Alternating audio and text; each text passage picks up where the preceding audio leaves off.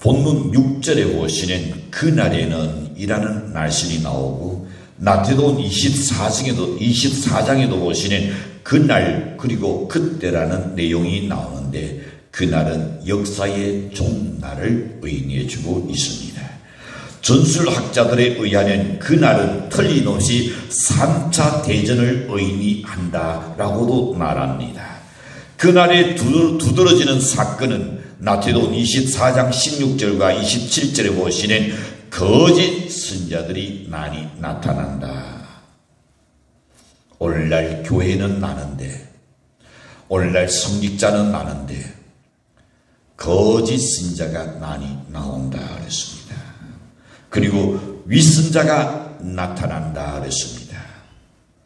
지금도 우리 한국에도 수많은 많은 사람에게 진송을 받고 있었으나, 그러나 지금 많은 위선자들이 여기저기서 나오고 있다는 것이 현실로 보여지고 있습니다. 그리고 도처에 지진이 일어나고 기근이 일어나고 천재지변이 일어나며 전쟁이 일어난다고 말하고 있습니다. 그날 그때 그날이 오는 두 분류의 사람이 나타날 겁니다. 하나는 그날을 기다리고 사모했기 때문에 위로를 받고 깃돈이 있는 사람이 있는가는 그날이 오는 두려움에 떨며 설툰이 있는 사람이 있다 그랬습니다. 6절을 다시 보면 이렇게 말씀합니다. 죽고 싶으나 죽지 못하는 괴로움이 임한다 그랬습니다. 그리고 4절에 가서 보시는 그날에는 오직 이 나이에 하나님의 인칭을 닫지 아니한 사람들만 해하라 그랬습니다. 오르는 오래전에 산둥백화점 붕괴 사건을 기억하실 겁니다. 성수대교 붕괴 사건도 여러분 기억하실 겁니다. 제가 서울서 목회할 때에 다 일어난 일들입니다. 정말로 처참한 것을 현장에 가서도 보았습니다. 온 백성들이 마음 아픈 가슴을 안고 있었습니다. 가슴이 아픈 참사자가 일어난 데에는 그 원인이 있기 나련이지요. 물론 인위적인 면으로서 볼 때는 부실 공사라든지 아니면 관리상 문제라고 볼 수 있을 겁니다. 그러나 그와 같은 비슷한 사건이 성경 속에 그런 경우가 있는데, 그것은 영적인 면으로 볼 때에 사탄의 장난이었던 것도 있습니다. 요대 가정은 당시 거부였습니다. 아주 갑부였습니다.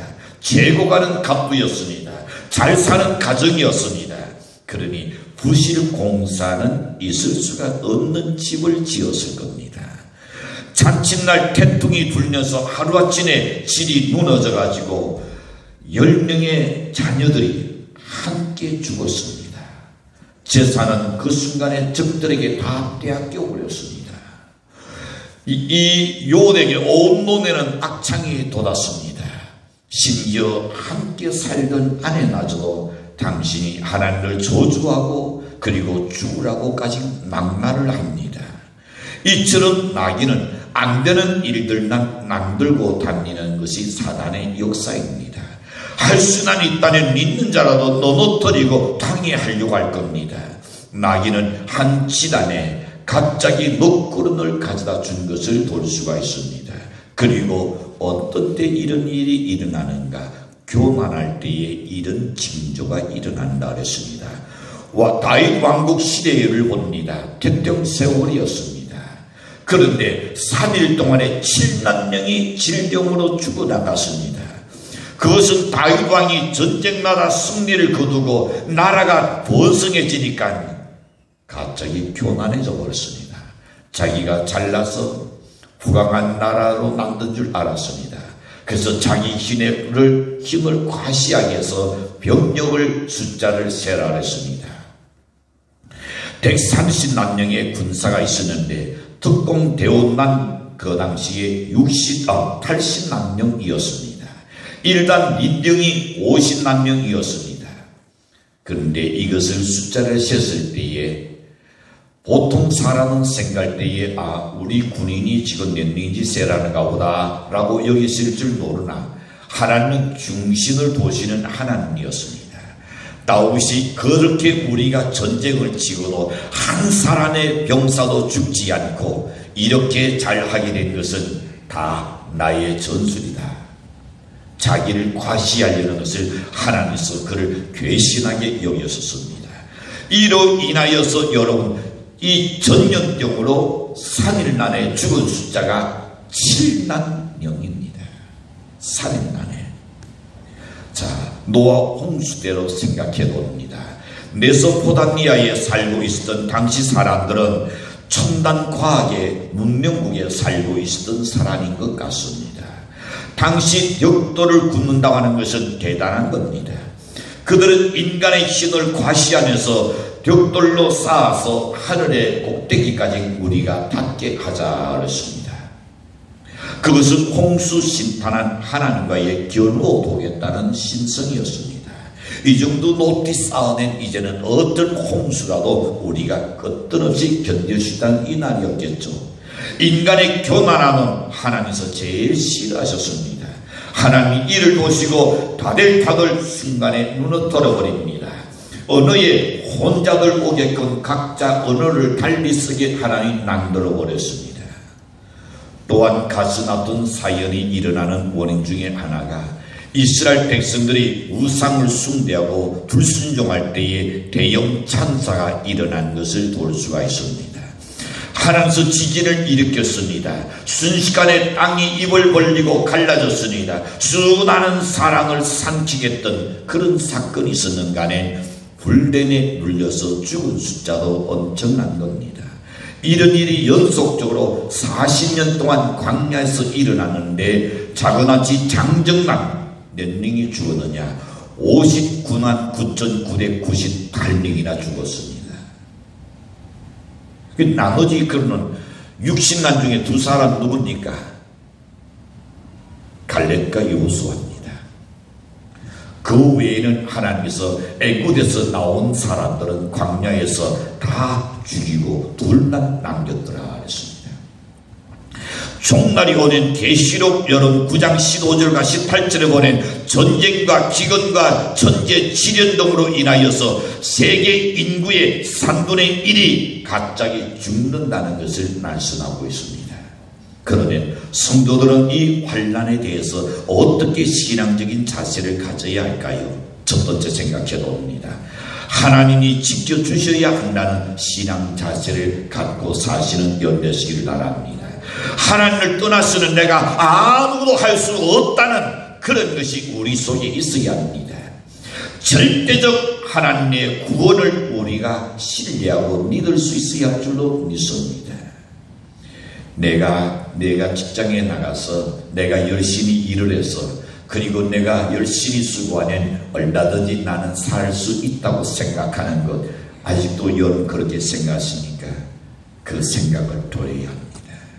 내가 이렇게 살 수 있는 것도 하나님의 은혜라고 생각하고 믿고 감사하는 마음 갖고 살아야 할 줄로 믿습니다. 사람이 수고하고 노력하는 여하에 따라서 어느 정도는 성공할지는 몰라도 인간은 유한한 존재입니다.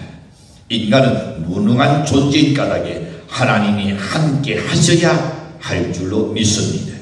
우리 사람의 지체 가운데 손톱에 가시 하나만 찔려도 얼마나 괴롭습니까? 인간은 연약하기 그지없는 겁니다. 지난번 삼풍백화점 붕괴 사건 때에 어느 교회에서 있었던 일입니다.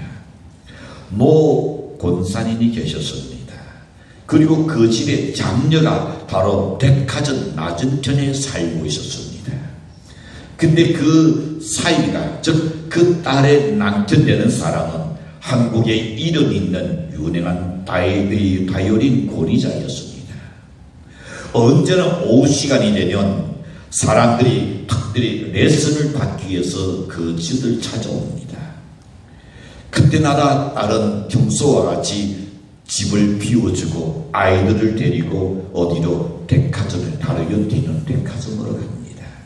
백화점에 가서 이것저것 구경도 하고 시간을 보내게 되죠. 레슨이 끝나는 그 시간까지 말입니다. 근데 그날 따라서 이제 집을 나서려는데 지진에서 전화가 왔습니다. 얘야, 집에 잠깐 왔다 가거라.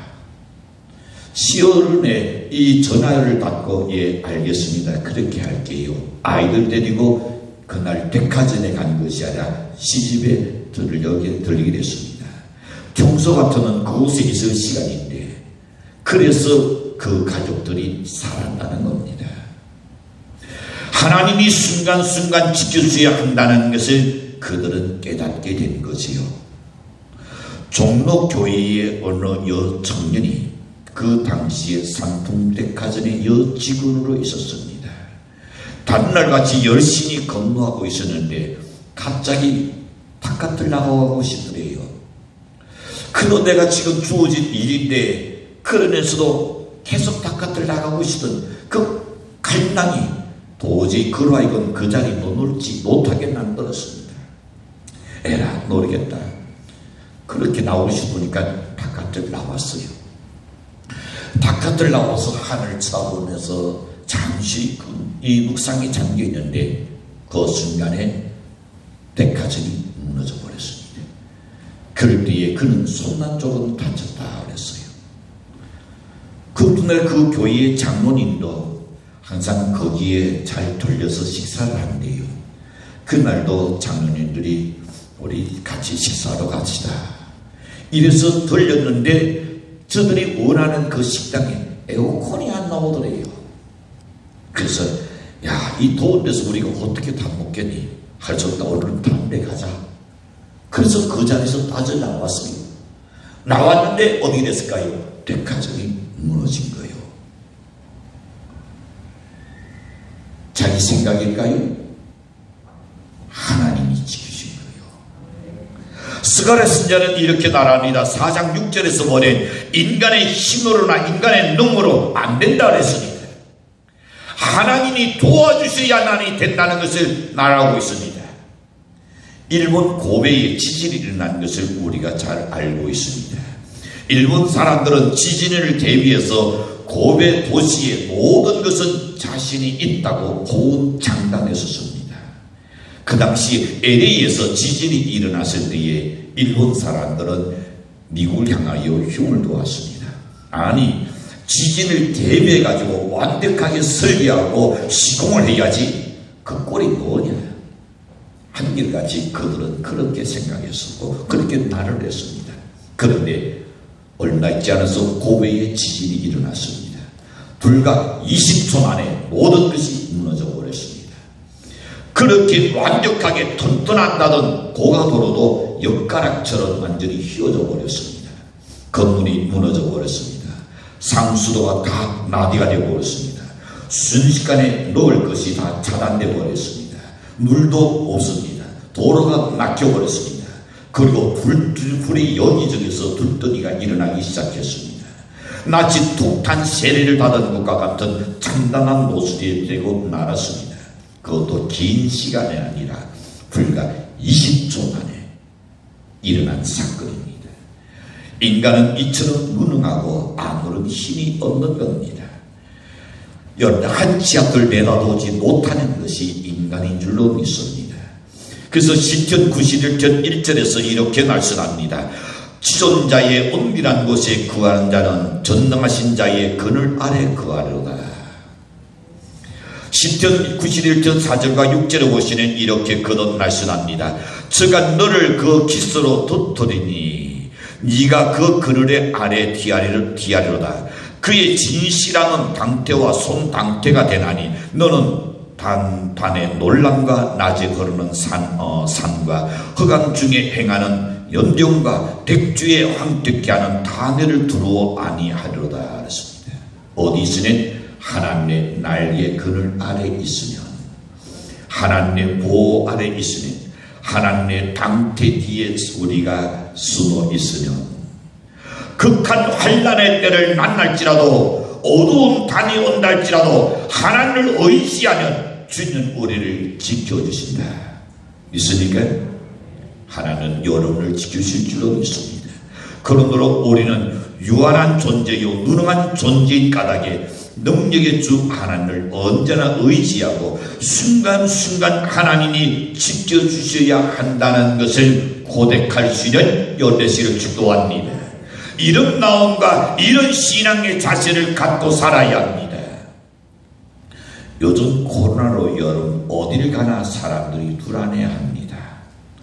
식당 가도 불안해하고 사람들이 모인 곳에 가도 불안해하고 집을 나서는 순간 집을 나서기 전에 하나님 오늘도 주님께서 지켜주시옵소서.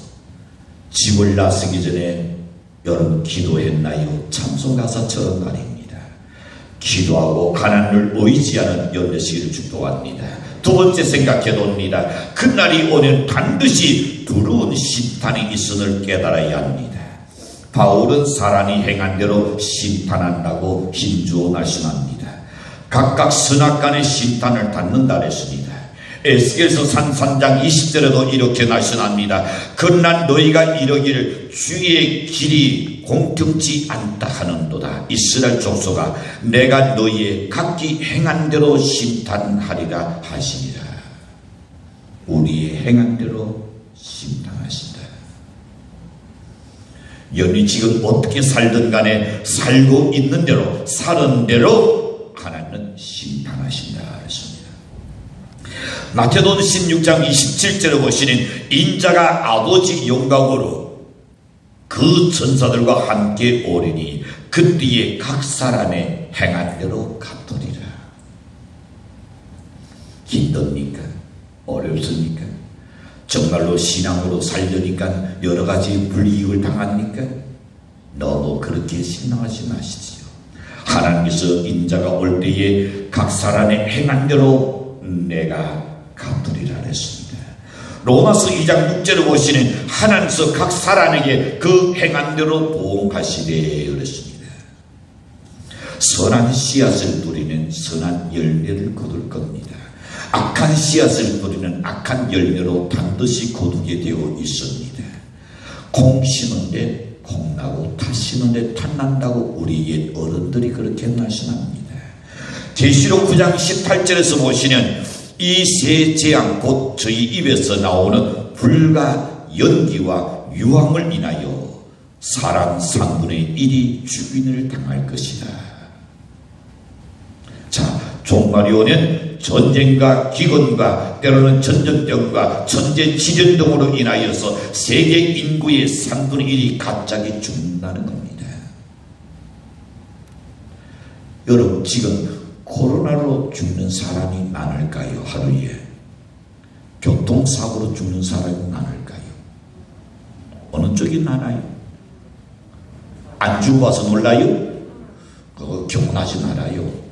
그건 경험 안 했어도 돼요. 지금 코로나 죽는 사람보다는 교통사고로 죽는 사람이 대한민국에 더 많습니다. 너무 그렇게 무서워할 것은 아닌 것 같아요. 예전에 보지 못한 지진과 홍수와 가뭄, 전염등이 얼마나 지금 산달저로 일어나고 있으니까 그 일로 죽는 자의 수가 얼마나 많습니까? 인도에 한 돌판이 전다 낙태기 꼽아놨어요.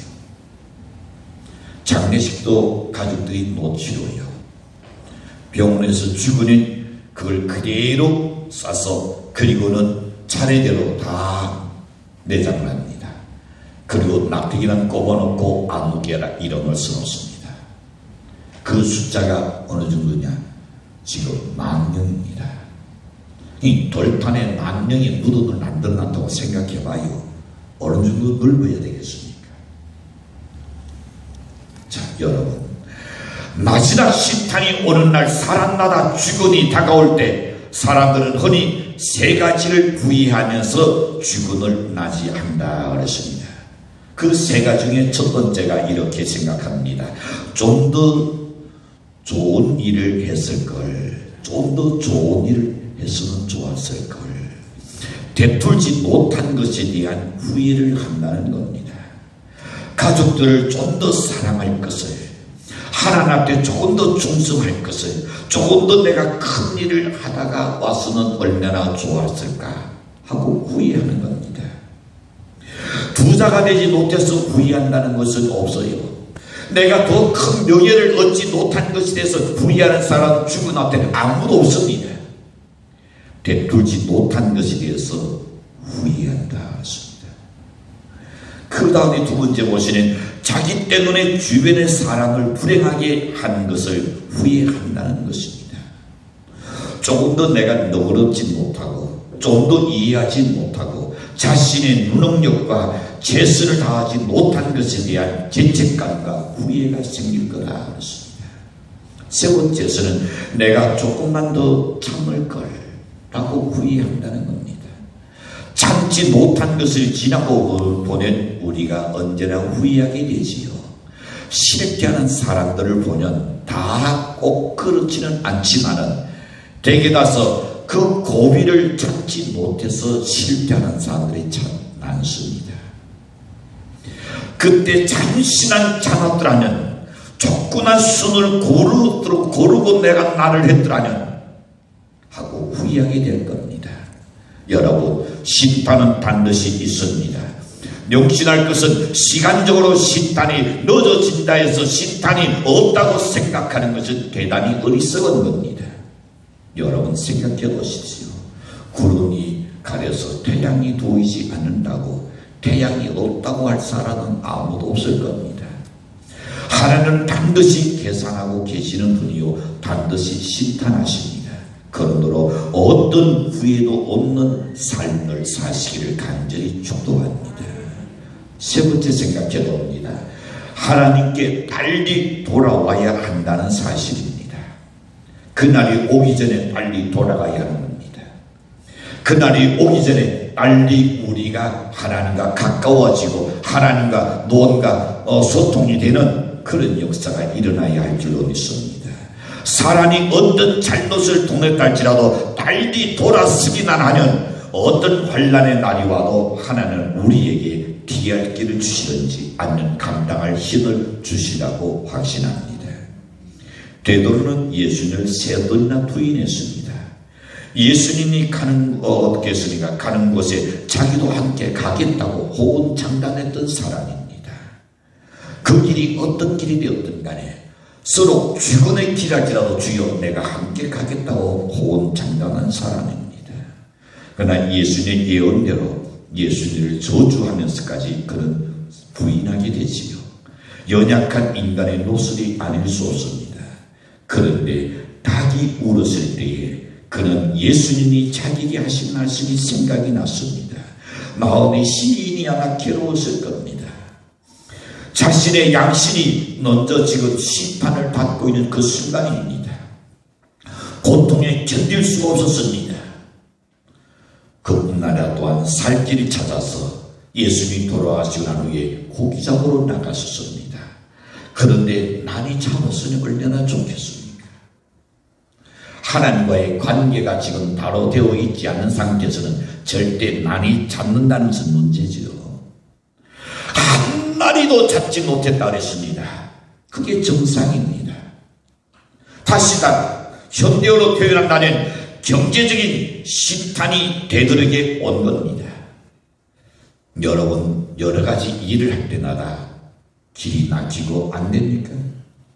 한번 하나님과의 관계를 한번 생각해 보시길 바랍니다. 여기서 만약에 깨닫지 못했다라면 베드로는 멸망했을 겁니다. 그러나 한 마리도 찾지 못했을 그때에 베드로는 회개합니다. 그리고 예수님께로 돌아왔죠. 그리고 난 후에 다시금 크게 쓰임받는 예수님의 수제자가 됐던 것을 볼 수가 있습니다. 가룟 유다를 또 생각해 봅시다. 그는 예수님을 언산신약에 탈았습니다. 너 베드로나 가룟 유다나 뭐가 별 차이가 있습니까?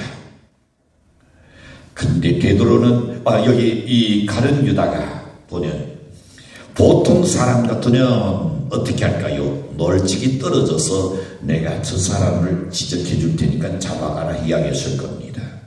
그런데 그는 얼마나 얼굴에 철판을 깔았는지 예수님한테 와서 라디오 안녕하시오니까 KISS를 보냈습니다. 내가 KISS를 보내는 바로 그 사람이 예수인 것을 알고 잡아가라고 아주 똔똔스럽게 이들 낮추고 그것을 실로로 병사들은 예수님을 채들어갔습니다. 그 대가로 가룟 유다는 돈을 벌었습니다. 그 순간에는 야, 신났다 생각했을 겁니다. 내 평생 놓아도 내가 어떻게 은산신령을 내가 놓을 수 있단 말인가. 근데 KI에서 한 방에 은산신령을 들었습니다. 그러나 그 순간 손에 닥치는 순간에 그의 심령에는 평강이 사라져 버렸습니다. 심리적인 심판이 다가왔습니다. 심리적 심판은 초기의 단계입니다. 이때 빨리 돌아와야 하는 겁니다. 그러나 그는 끝내 돌아오지 아니했습니다. 결국은 심리의 고통을 이길 수가 없었습니다. 그리하여 가룟 유다는 그냥 스스로 자살하고 말았습니다. 심령의 평강은 예수로 말미암아 얻을 수 있는 가장 큰 복 중의 복인 줄로 믿습니다. 여러분, 길을 잃지 않고 돌아오지 아니하면 주님께서 내버려둔다. 로마서 1장 24절 보내 그러므로 하나님께서 저희를 마음의 정욕대로 더러운 곳에 내버려두사 저희 몸을 서로 욕되게 하셨으니 안 돌아서는 하나님께서 버린다 그랬습니다. 사람에게는 자유의지가 있습니다. 내가 할 수도 있고 안 할 수도 있습니다. 내가 좋은 일을 할 수도 있고 내가 좋은 일을 안 할 수도 있는 겁니다. 내가 죄를 분할 수도 있고 내가 죄를 벗지 아니할 수도 있는 자유의지가 인간에게 있습니다. 이런 때에 하나님을 바라보고 오르는 선한 길을 택해야지. 그렇지 않으면 하나님께서 내버려 두사 멸망의 길로 가게 한다 그랬습니다. 세계의 선교 여행을 하면서 시드니나 나폴리나 아니면 밴쿠버 항 그곳을 돌아보다 보는 여러분, 인간이 남는 것에는 감동도 받지 않은 그렇게 크게 감동이 없어요. 모두가 사람 사는 것이 거기서 거기입니다. 될 것 없어요. 다 비슷해요. 그러나 여러분, 우리 한국을 일컬어서 나폴이라는 곳이 있습니다. 어디일까요? 여러분, 어디요? 동해? 동해는 근처도 못 가요. 경남 통영이 한국의 나폴이라고 일컬어지고 있습니다. 그러나 나야가라 폭포를 가보면 저절로 하나님의 살아계심을 느끼게 된다고 말합니다. 저도 꼭 한번 가보고 싶어요. 그런데 미국에서 보는 나야가라 폭포하고 카나다에서 보는 것하고 다르다 그래요. 카나다에서 보는 나야가라 폭포가 더 멋있다 그래요. 이쪽에 됐든 저쪽에 됐든 한번 가보고 싶은 곳입니다. 그런데 이 나야가라 폭포에는 1년에 3명 내지 4명이 꼭 죽는다는 거예요. 거기서. 근데 거기는 펜날을 써놓았다는 겁니다. 첫 번째 펜날은 여기까지는 노를 저어서 갈 수 있는 곳입니다. 두 번째 펜날은 뭐냐면 여기에서부터는 모터보트를 타야만이 갈 수 있습니다. 그런데 세 번째 펜날에는 뭐냐면 여기는 더 이상 어떻게 할 수 없어 내버려두는 경계선입니다. 자, 그런데 자기 힘을 과시하고 펜날을 무시하고 가다가 죽는 사람이 1년에 3명 내지 4명이 꼭 나온다는 겁니다. 여러분, 우리는 선택의 자유가 있습니다. 할 수도 있고 하지 아니할 수도 있습니다. 그러나 행한 대로 선악간의 심판은 하나님의 주권이 있을 줄로 믿습니다. 그러므로 우리는 영적으로 자기 진단해 두어야 합니다. 돌아보아야 합니다. 검증해 두어야 합니다. 나는 과연 어떤 사람인가? 내 신앙의 지금 위치는 어떤 위치에 있는가? 망각하고 살았으면 안 됩니다. 내가 이대로 살다가 눈을 감아도 과연 후회가 없을 것인가? 아니면 내가 이대로 살다가 눈을 감는 순간에 주님의 얼굴을 내가 어찌 볼 수 있단 말인가? 우리가 스스로 증문해 두어야 합니다. 당자는 아들의 대우를 받지 않을지라도 아버지 집에 품꾼으로 일하겠다고 하면서 돌아왔습니다. 아버지는 그 아들을 품에 안아주었습니다. 오늘 우리가 돌아오기만 하면, 하나님과 새로운 관계를 갖기만 한다면, 영적으로 회복만 한다면 하나님께서 우리를 품어주실 줄로 믿습니다. 마태복음 24장 24절에 보시는 거짓 그리스도들과 거짓 신자들이 일어나 큰 표적과 기사를 보여 할수나니시는 택한 자들도 미혹하게 하리라고 했습니다. 베드로전서 5장 8절에서는 건실하라 깨어라 너희 대적 우는 나귀가 우는 사자같이 두루다니며 산길자를 찾느니라 그랬습니다. 오늘은 깨어있어야 합니다. 우리의 신앙은 경성해야 할 줄로 믿습니다. 그날을 대비하면서 살아가야 할 줄로 믿습니다. 둔난이 아니라 종말의 때는 잘 때 오는 겁니다. 예수님의 재림도 졸며 잘 때 이루어질 수 있을지 몰라요. 어떤 조론입니까? 도덕적으로 잠자고 있다든지, 윤리적으로 지금 잠이 들어 있다든지, 신앙적으로 지금 졸고 있다든지, 좀 더 잘 때에, 좀 더 자잘 그때에 사건이 터져요. 그래서 모든 것은 우리가 방심할 때에 문제가 생기잖아요. 방심할 때에. 6.25 사변은 언제 일어났습니까? 우리가 다 잠이 들었던 새벽 시간에 일어났던 사건입니다. 영적 잔에 깊이 빠져 있을 때에 찾아오는 위험입니다. 그래서 잠언 24장 33절과 34절에 보시는 네가 좀 더 자자 좀 더 졸자 손을 놓고 좀 더 눕자 하니 네 뒷문이 강도같이 오며 내 군필이 군사같이 이르리라 그랬습니다. 좀 더 자자 좀 더 눕자고 영적인 잠을 취하지 않는 연 되시길 바랍니다. 더욱 경성에서 하나님의 말씀 따라 살면 하나님께서 환난의 날에 피할 길을 주시고 살 길을 열어주실 줄로 믿습니다.